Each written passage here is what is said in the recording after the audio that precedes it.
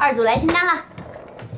这个案子就厉害了，知名公众号博主沈明月和她的男朋友近日去一个叫做“猎人”的意大利餐厅吃饭，期间他们提供了2份菜单，一份有价格，一份没价格。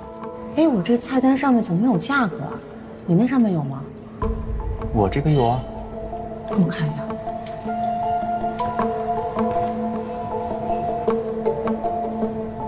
没有价格的那份呢，被提供给了沈明月。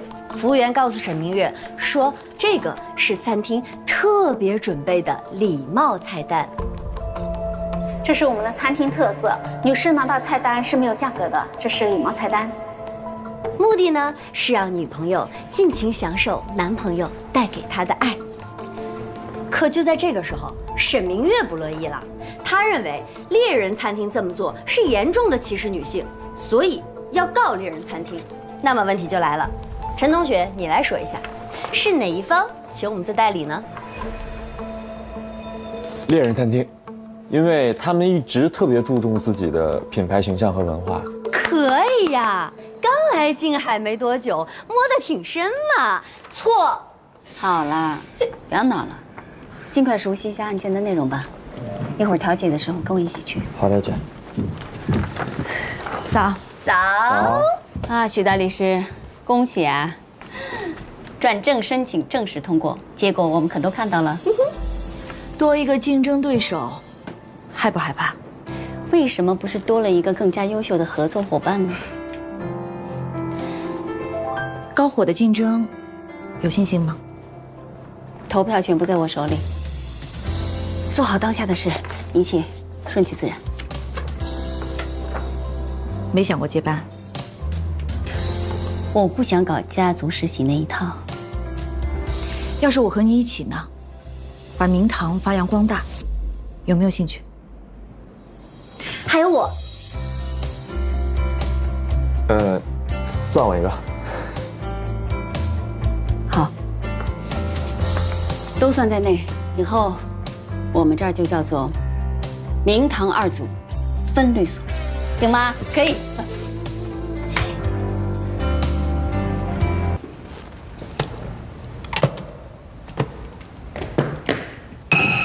静海市静江区人民法院民事审判庭，现在开庭。双方当事人，这起民事纠纷没有达成庭外和解的原因是什么？审判长，我的委托人沈女士在猎人餐厅用餐时没有受到公正待遇。沈女士的诉求很简单，就是想让猎人餐厅撤销女性菜单，维护自己作为女性消费者的合法权益。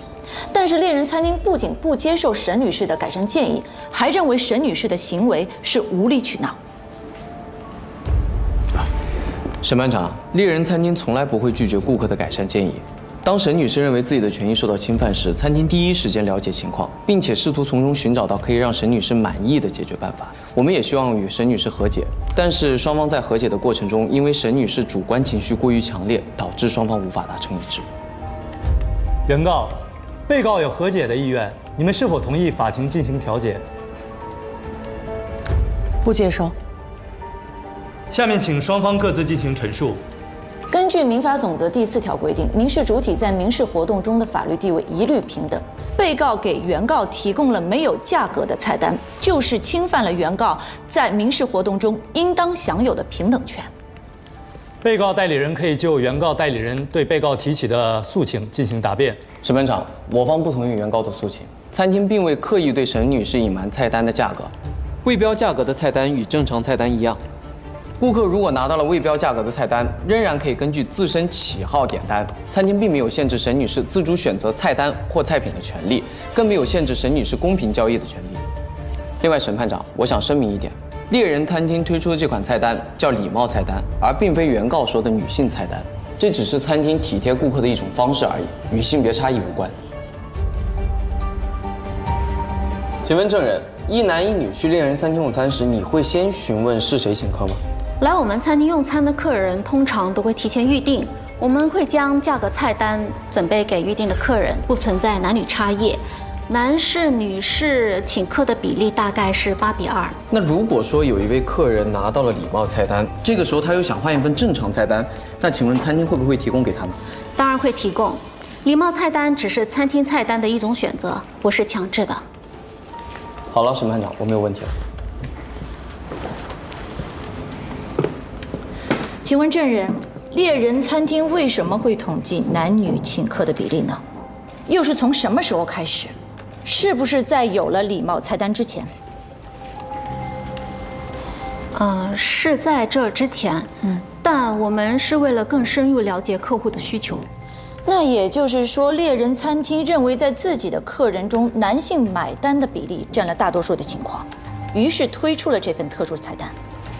审判长，这是在暗示女性不需要买单，并且餐厅也把这项服务作为一种特殊的营销手段四处传播的同时，也在传播性别歧视。审判长，我没有其他问题了。现在休庭15分钟。请问证人，你们当天有没有进行预定？没有，因为我们是在网上看到有一家评分很高的意大利餐厅，我们就直接过去的。那服务员有没有问你们是谁请客谁付钱？你们是什么关系？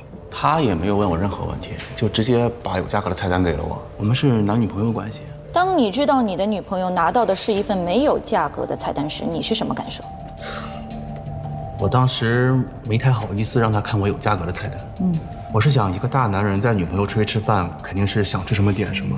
如果说非要压着价格点的话，会显得特别小气。但是当时我还是蛮有压力的，我生怕他会点到特别贵的菜。审判长，这份特殊菜单不仅给女性造成了压力，也同样给男性造成了压力，暗示男性买单是理所当然的，这分明就是歧视男性啊！被告律师请讲。我想请问一下证人，平常在生活当中有给沈女士开门的习惯吗？有。那平常在给沈女士开门的时候，沈女士是否感觉不受重视，或者人格上受到侮辱？被告律师，你为何不直接问问沈女士？好，那我换个方式问，沈女士有要求你停止做这一切吗？没有。但是沈女士也会自己开门，或者说你不给她开门，她也会自己下车吧？她当然会自己开车门，我不可能24小时在她身边给她开门。而且就算我们在一起的时候，她也经常自己主动开门。还有一点，她对门把手不过敏。安静。审判长，男性为女性买单，就像男性为女性开车门一样，这只是礼貌性问题，并无原则上的不妥。如果真的有不妥，我觉得可能是因为个人情绪导致的。我们不要因为个人情绪而上升到公众整体利益，我们还是应该把问题回归到法律本身。谢谢。本院会从法律的层面考虑。双方还有什么要补充的吗？没有了。没有。现在休庭，择日宣判。